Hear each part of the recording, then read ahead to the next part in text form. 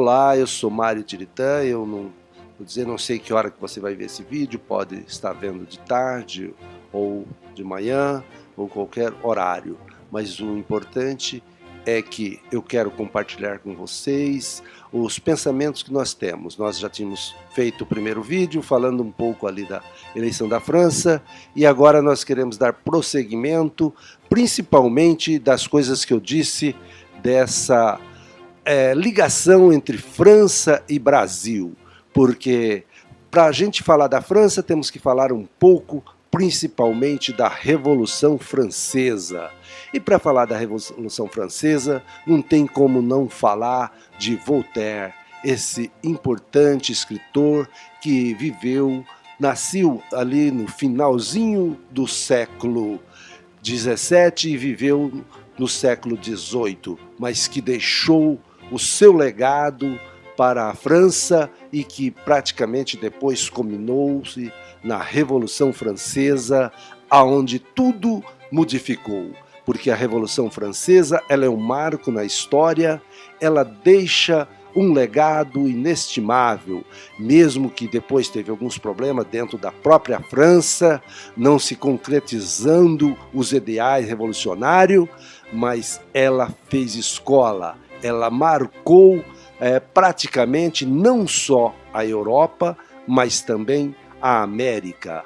É lógico que a Revolução Francesa também vem muito na linha do que já tinha acontecido nos Estados Unidos com a libertação dos Estados Unidos da Inglaterra.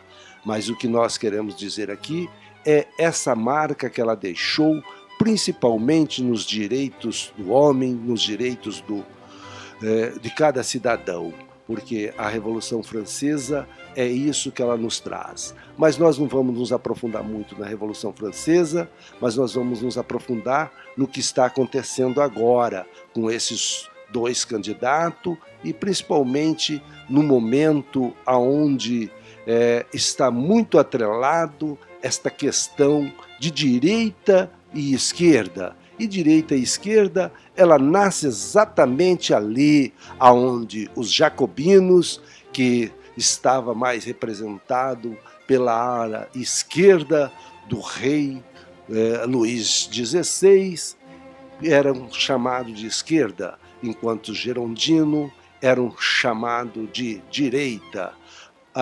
Os jacobinos estavam mais interessados no direito geral de cada cidadão, principalmente na educação, principalmente nas questões que traz a liberdade do homem, enquanto os girondinos ligado à burguesia francesa, porque isso é importante dizer, se a Revolução Francesa acontece é porque era um descontentamento geral da França, mesmo do pequeno proletário, do artesão, mas também daqueles que era detentor de capital na época, que era a burguesia, mas que não tinha nenhum mando, não tinha nenhum poder. Então era dividido em 3 estados, clero e nobreza, e o restante da França, toda a França, não importa.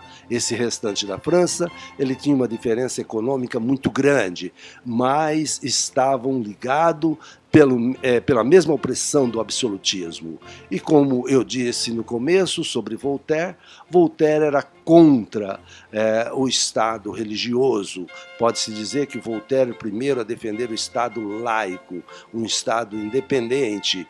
E Voltaire também ele vai muito para essa linha da romper com o absolutismo e queria trazer uma república na França. E isso ela vai começar com a Revolução Francesa, mas nós sabemos que depois não foi possível, porque a Revolução Francesa ela termina com outro poder autoritário que é de Napoleão Bonaparte.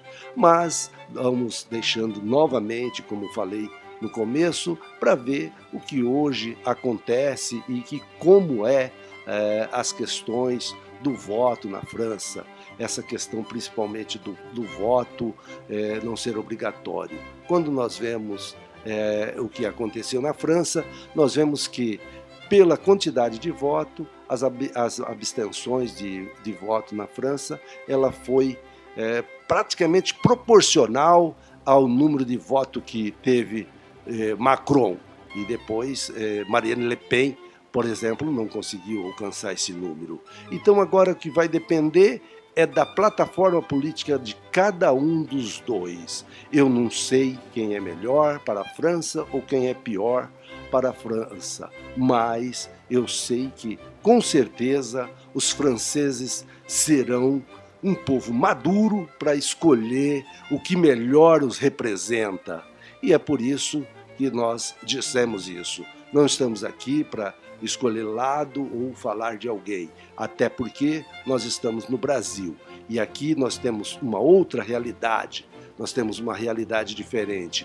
Mas quando nós vemos a França em todos os aspectos, a França é um país já de natureza revolucionária, é um país onde os seus direitos realmente são defendidos pelos seus cidadãos.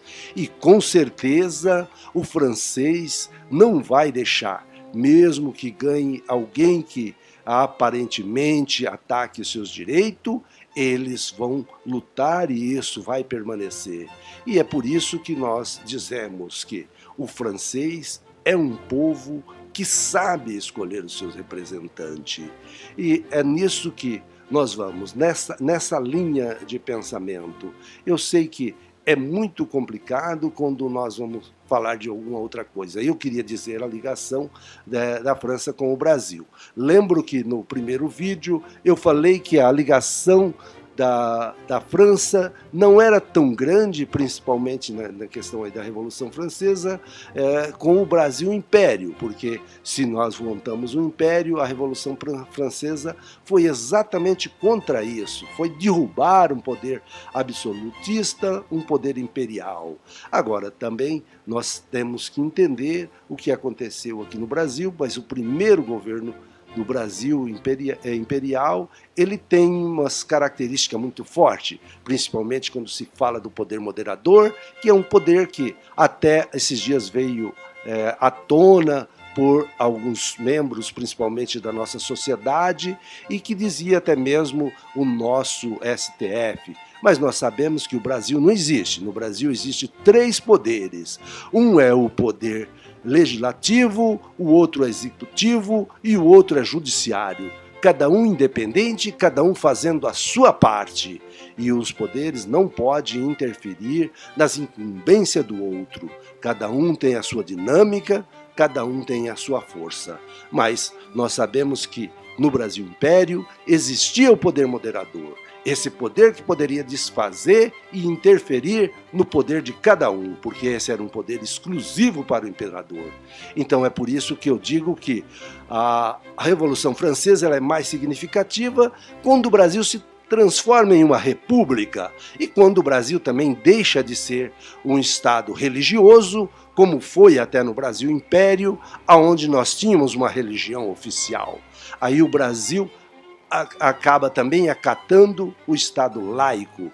O Brasil passa a pertencer a um outro estilo de administração. E nós sabemos que essa república vai, essa forma de governo, até 1930, quando ela é derrotada por Getúlio Vargas, que volta a implantar um poder forte no Brasil, um poder ditatorial. E vai ficar esse poder até 1945. Depois nós vamos ter, de 1945 a 1964, um termo que muitos chamam do Brasil, a República do Populismo, ou então, como disse Boris Fausto, é o período democrático no Brasil. Aí nós vamos ter o governo militar, que também muitos chamam de ditadura militar, não importa o nome que se chama, mas eu até levo essa prolongação, se ela for dizer que é de 1964 até 1985, quando entrou um governo civil, mas o caso desse governo civil ser também eleito pelo colégio eleitoral, ele pode ser colocado também na mesma forma, tanto que ele não vai ser contestado. E depois nós entramos novamente aqui no Brasil num período democrático, com eleições que vêm se repetindo de 1989 e que aqui também teremos eleições no dia 2 de outubro deste ano. Então, eu queria deixar isso e ver o significado de eleições na França e as nossas eleições aqui. Gente, eu agradeço vocês e eu peço para vocês, se vocês gostaram do vídeo, vocês deixem o seu gostei.